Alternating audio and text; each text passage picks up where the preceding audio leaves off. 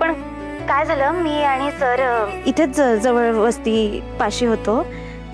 मग मला इच्छा झाली इथे थांबायची. सर पण हो म्हणाले, तर मग मी थांबले.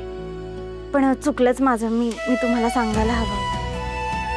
पण मी येईन आबा परत लवकर.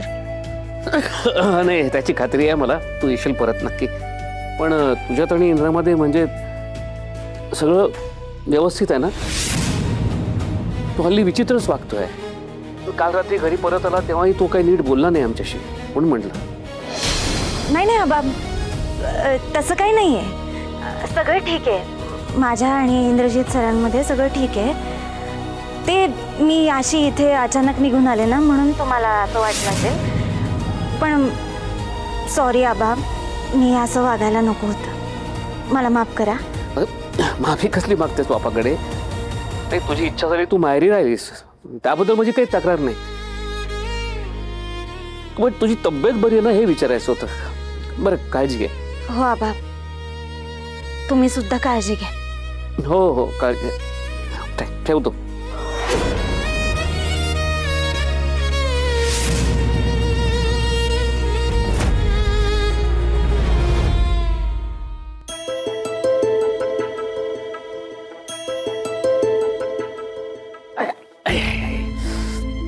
अरे देवा, हा त्रास पुन्हा सुरू झाला.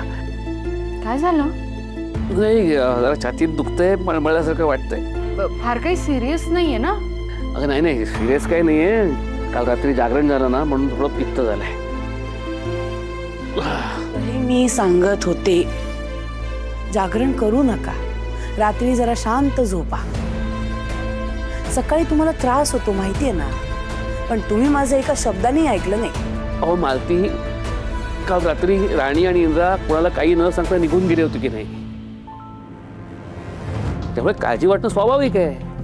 कधी येणार, केव्हा येणार, काहीच माहिती नव्हतं. त्यामुळे थोडं जागरण झालं. तुम्ही म्हणत तसं झोपण्याचा प्रयत्न केला, पण अशा अवस्थेत कशी झोप लागेल मला? आबा तुम्हालाच काय, मला सुद्धा रात्रभर झोप नाही लागली या विचाराने. सतत डोक्यात तोच विचार होता. मला एक कळत नाहीये, पण असं कुणालाही न सांगता न कळवता कुठलीही मुलगी अचानक माहेरी कशी जाईल? आपण जेव्हा इंद्रा भाऊजीने विचारलं रात्री की राणी कुठे आहे, तेव्हा ते काय म्हणाले? तिला तिच्या घरी जायचं होतं, तिची इच्छा होती म्हणून तिला वस्तीत पाठवलं, बरोबर? पण मला एक कळत नाही, कुठल्याही मुलीला असं अचानक तिच्या माहेरी का जावं वाटेल, तेही इतक्या रात्री, अपरात्री. म्हणजे मला हे पटत नाहीये.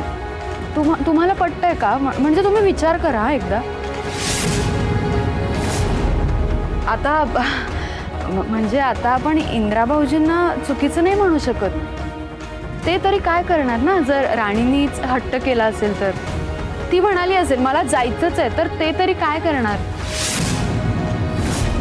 मालती आई, तुम्हाला एक बोलू का? म्हणजे मला खूप दिवसांपासून तुम्हाला सांगायचं होतं. राणी ना कधी कधी ओव्हर करते अहो. म्हणजे इंद्रा भाऊजींना सुद्धा सतत उलट सुद्धा बोलते, उलट उत्तर देते. आता त्यांनीच तिला इतकं शिकवून ॲडव्होकेट केलंय म्हटल्यावर हे होणारच.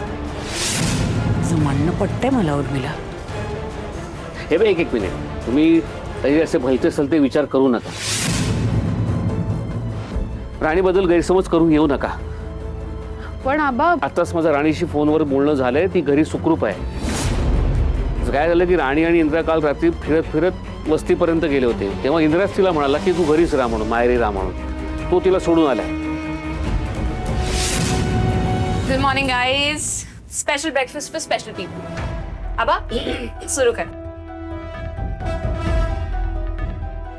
नाही, नकोय मला. अगं मला जरा त्रास होतोय, नको मला. आबा टेस्ट तर करा ना, आवडेल तुम्हाला. फक्त निशा, एक्स्ट्रीमली सॉरी. मी तू खूप मेहनतीनं हे सगळं बनवलंयस.